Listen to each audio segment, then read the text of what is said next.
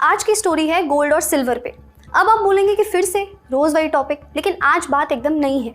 हमेशा मैं आपको आसमान छूते प्राइसेस के बारे में बताती हूँ, लेकिन आज मैं आपको दोनों के दाम जो धड़ाम से गिरे हैं उसके बारे में बताने वाली हूँ। व्हाट्सएप ग्रुप्स पे हर दिन फॉरवर्ड जा रहे थे, गोल्ड 1.5 लाख क्रॉस कर जाएगा, चांदी 2 लाख क्रॉस कर जाएगी। दिवाली तक तो सबको लग रहा था कि बस रिटायरमेंट प्लान रेडी है, लेकिन अचानक क्या हुआ?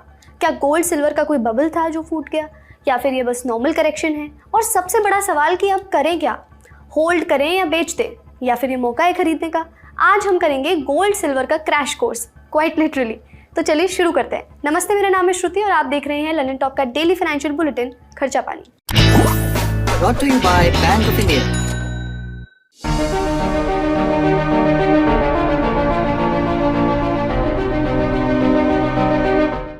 अक्टूबर 2025 को गोल्ड की कीमतें गिर गई। इकोनॉमिक टाइम्स की रिपोर्ट के अनुसार गोल्ड में 6.3% की गिरावट आई। ये गोल्ड की 12 साल में सबसे बड़ी एक दिन में होने वाली गिरावट थी। 2013 के बाद ऐसा नहीं देखा गया था। सिल्वर का हाल भी कुछ ऐसा ही रहा। ब्लूमबर्ग की रिपोर्ट बताती है कि सिल्वर में 8.7% की गिरावट आई। सिल्वर के लिए फरवरी 2021 के बाद की सबसे बड़ी गिरावट थी। भारत में भी असर दिखा। गुड रिटर्न्स के मुताबिक 22 अक्टूबर को दिल्ली में 24 कैरेट गोल्ड की कीमत 1,27,350 पर 10 ग्राम्स पर आ गई, यानी एक ही दिन में 3,380 रुपये की गिरावट।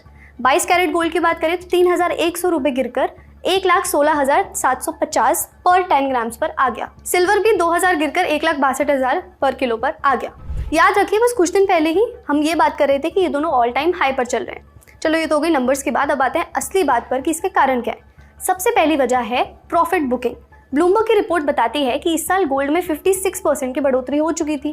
तो जब कीमतें ऐसे लेवल्स पर पहुंच जाती हैं जो पहले कभी नहीं पहुंची, तो इन्वेस्टर्स और ट्रेडर्स को लगता है कि यार टाइम आ गया प्रॉफिट बुक करें। लगता है कि इतने प्राइसेस कभी नहीं आए, बेच देते हैं और प्रॉफिट कमा लेते हैं। और जब काफ़ी लोग एक साथ बेचने लगते हैं तो प्राइसेस गिर जाते हैं। दूसरी वजह है अमेरिका चाइना के बीच ट्रेड टेंशंस में कमी। अमेरिकी राष्ट्रपति डोनाल्ड ट्रंप और चीनी राष्ट्रपति शी जिनपिंग के बीच पॉजिटिव ट्रेड टॉक्स की खबरें आई थी। जब ग्लोबल टेंशंस कम लगते हैं तो लोगों को सेफ एसेट यानी गोल्ड की उतनी ज़रूरत नहीं लगती। तीसरी वजह है फिजिकल डिमांड में कमी। सैक्सो बैंक के कमोडिटी स्ट्रेटेजिस्ट चारू चानना ने बताया कि दिवाली के बाद भारत में फिजिकल डिमांड जो है गोल्ड की और सिल्वर की भी, उसमें थोड़ी कमी आई। धनतेरस और दिवाली पर जो खरीदारी का जोश था वो अब ठंडा पड़ गया। इंडिया जैसे बड़े मार्केट में डिमांड कम हुई तो असर तो होगा ही। सिल्वर के लिए एक एक्स्ट्रा वजह ये भी होती है कि इसमें इंडस्ट्रियल डिमांड का फैक्टर भी होता है। जब दुनिया में अर्थव्यवस्था को लेकर अनसर्टेनिटी यानी अनिश्चितता बढ़ती है तो इंडस्ट्रियल मेटल्स पर भी प्रेशर आता है, जिससे प्राइसेस पर असर पड़ता है। देखिए, जो हाल में हमने गोल्ड और सिल्वर का प्राइस रिडक्शन देखा, गोल्ड का जो प्राइस रिडक्शन है वो 5 से 6% का हुआ है और सिल्वर का जो प्राइस रिडक्शन है वो 12 से 15% के बीच में हुआ है। ये जो रिडक्शन है ये एक ट्रेंड रिवर्सल नहीं है, ये एक हेल्दी स्ट्रक्चरल पुल बैक है। और ये इसलिए डिप आया है क्योंकि लोग अपना जो प्रॉफिट बुकिंग कर रहे हैं उसकी वजह से ये पुल डाउन आया है, और जो लोगों ने ज्यादा बाय करा हुआ था वो लोग अपना सेल कर रहे हैं गोल्ड। बट आज की डेट में भी स्पेशली गोल्ड के लिए स्ट्रक्चरल फैक्टर्स जो हैं वो पॉजिटिव हैं, जिसकी वजह से वो अभी भी बुल मार्केट के अंदर है।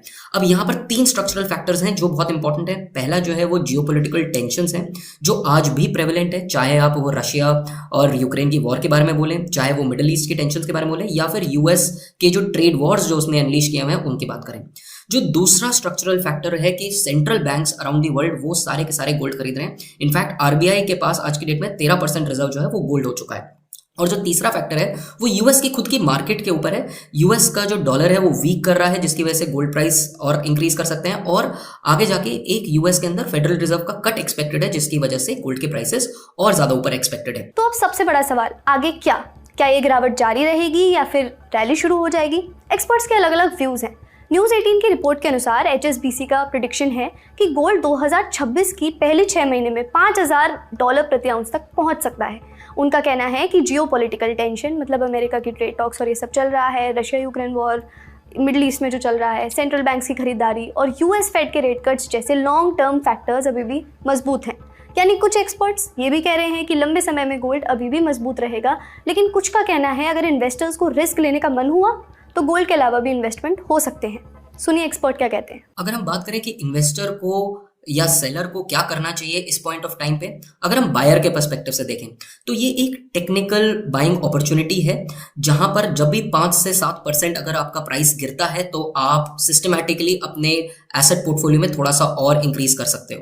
और लॉन्ग टर्म में आप अपने गोल्ड और सिल्वर को अपने पूरे पोर्टफोलियो में 10 से 15% के बीच में डाल सकते हो, क्योंकि आने वाले टाइम में ये और भी ज़्यादा इंक्रीज हो सकता है।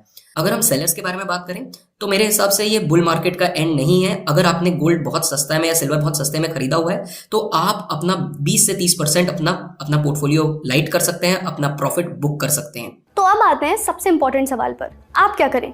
पहले एक बात साफ कर देती हूँ, ये कोई इन्वेस्टमेंट एडवाइस नहीं है। हर किसी की फाइनेंशियल सिचुएशन अलग होती है, इन्वेस्टमेंट स्ट्रैटेजी भी अलग होती है। अगर आपको हेल्प चाहिए तो फाइनेंशियल एडवाइजर से लीजिए। लेकिन देखते हैं कि सेंटिमेंट क्या है। एक बात ज़रूर समझ लीजिए कि हाइप में मत फंसिए। 10 ईयर हाई, 12 ईयर लो, ये सब चलता रहता है, चाहे वो क्रैश की हाइप हो या रैली की। अगर आप बायर हैं तो टाइम्स ऑफ इंडिया में एक आर्टिकल आया था, उसमें एक्सपर्ट्स ने कहा अपने पोर्टफोलियो को देखिए, आपने जो भी इन्वेस्ट किया है क्या उसमें गोल्ड और सिल्वर के लिए जगह है, आपका एसेट एलोकेशन क्या कहता है। ग्रेजुअली खरीदिए, आराम से खरीदिए, एक साथ बहुत सारा पैसा मत लगाइए किसी भी चीज़ में। डिप्स यानी जब प्राइसेस कम होते हैं उसका इस्तेमाल करके थोड़ा थोड़ा इकट्ठा कर सकते हैं।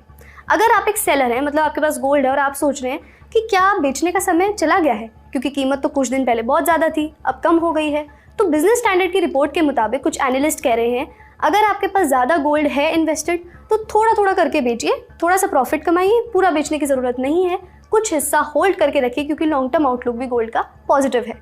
कोटक एएमसी के नीलेश शाह ने कहा कि पोर्टफोलियो का 10 से 12% हिस्सा प्रेशियस मेटल्स में रखिए, यानी गोल्ड और सिल्वर, बाकी इक्विटीज़ यानी स्टॉक्स में रखिए और दूसरे एसेट्स में डाइवर्सिफाई कीजिए, ब्लाइंडली मत खरीदिए।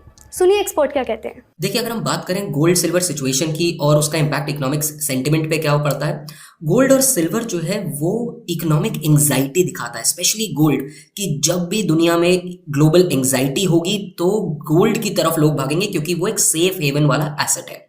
और इकोनॉमिक सेंटिमेंट कैसे दिखाता है, क्योंकि ये जो प्रेशियस मेटल्स हैं ये दिखाता है